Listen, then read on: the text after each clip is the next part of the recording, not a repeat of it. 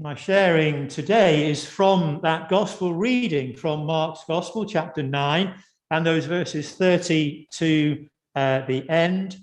And really just want to look at the opening few verses there. And I don't know if you've given it much thought, but those opening verses that we read really raise some questions for us today. Mark records for us how John comes to Jesus and with a sense of pride almost says, Jesus, you'll be ever so pleased with us. We saw someone using your name to drive out demons, and shock horror, he was not one of us. And so we told him, we gave him what for? We tried to stop him. And we sense that the disciples here, as they share with Jesus, are looking for some sense of approval. They want Jesus to confirm, to affirm their actions. The disciples believed they were right. They were the followers of Jesus. And this other person was wrong. And you know, today we can often have this underlying perception ourselves when it comes to other Christian denominations. I wonder what you think about those people who meet at the parish church, or those who travel from Coldstream to their nearest Catholic church.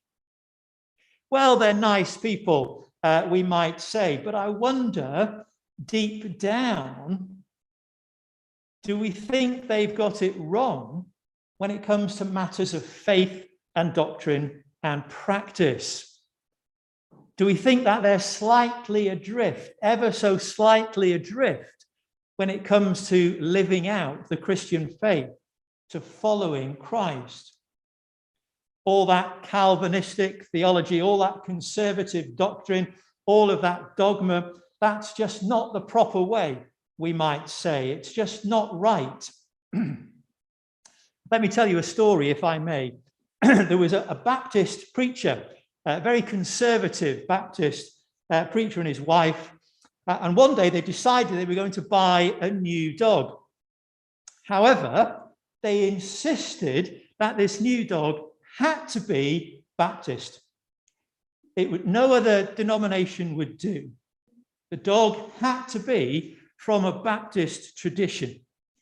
And so they visited kennel after kennel after kennel, explaining their needs. And finally, they found a kennel whose owner assured them that he had just what they were looking for.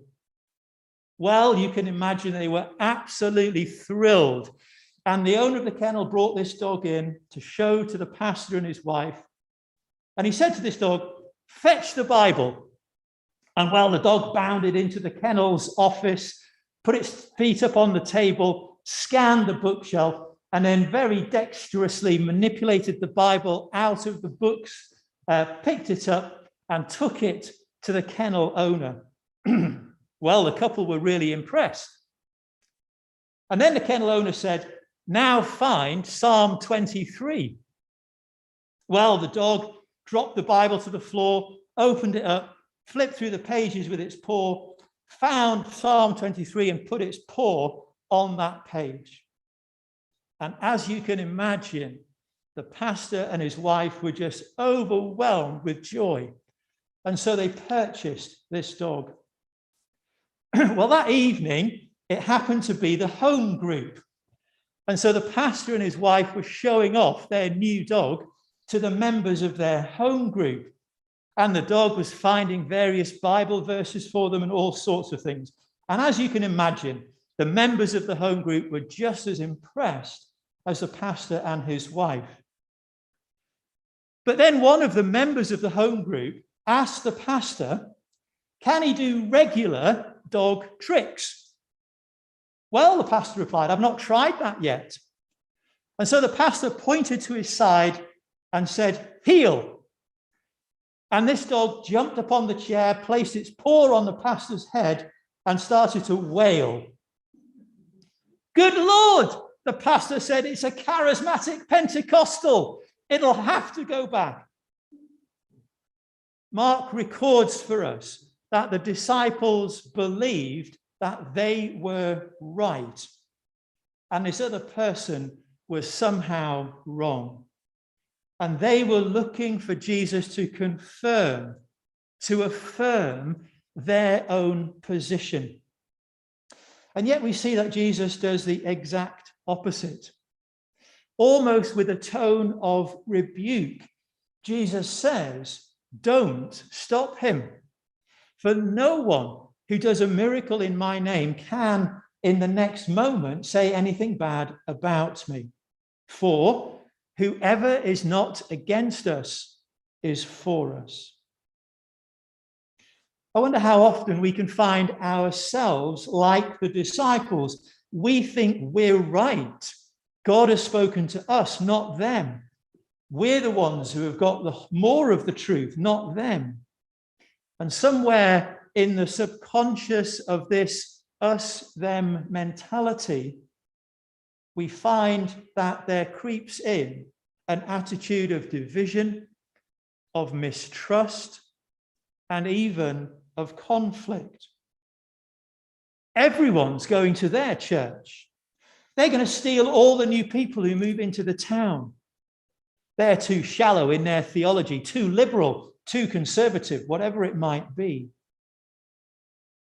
And as we listen, so may we hear the words of Jesus to us. Don't stop them. Don't judge them or criticize them. They're working in my name and for the glory of my kingdom. Sometimes we can be too quick to denounce as wrong that which we don't fully understand. And yet here in Mark's gospel, in this encounter, the disciples, and I guess we too ourselves today, are reminded of three important things within God's kingdom. Firstly, we're called to be tolerant. And that call to tolerance doesn't mean that we simply accept anything and everything. Rather, our call to be tolerant as Christians is a call primarily to realize that not only do we not have a monopoly on God, but that the truth about God is more than we can grasp or contain. Secondly, it reminds us the question fundamentally must not be what is the doctrine of that church, but the question should be what type of people does that church produce? And I guess we must also look at this ourselves as we ask that question. What type of people does this church produce? And then thirdly, there's a real challenge for us here to work together on the ground with our brothers and sisters in the other Christian denominations. And personally, I'm really thankful that we have a really good relationship with those who worship at the parish church. And later on next month, we'll restart the Taizé service in the evenings, and we'll share that between us. And there's other things that David and I are looking at working at together. Jesus said to us, and we sang it in our second song, "A new commandment I give to you, love one another. For as and only as you love one another, will the watching world be truly convinced that you are my disciples. But you have to love one another." And that challenge to love one another just doesn't rest within the four walls of this building. But as we recognize and acknowledge those who are disciples of Christ in other buildings, so we're called to love them too. Amen.